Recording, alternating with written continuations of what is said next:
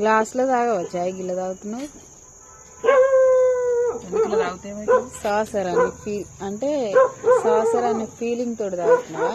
ఏ తుట్లా కదా మా కుక్క పేరు అయితే గుడ్ల గూబా అనమాట. అయితే ముద్దుగా తుట్లా అంటాం. తుట్ల దా దా దా ఎట్లా వస్తుంది చూడండి అది తుట్ల. ఇది మా దగ్గర ఉండబట్టి 7 సంవత్సరాలు అవుతుంది. Hello hello hello hello hello ఇస్తుంది అనమాట మా కుక్క. విశ్వాసం తప్పదు అంటారు. నిజంగా అయితే నేనైతే మనస్ఫూర్తిగా నమ్ముతా.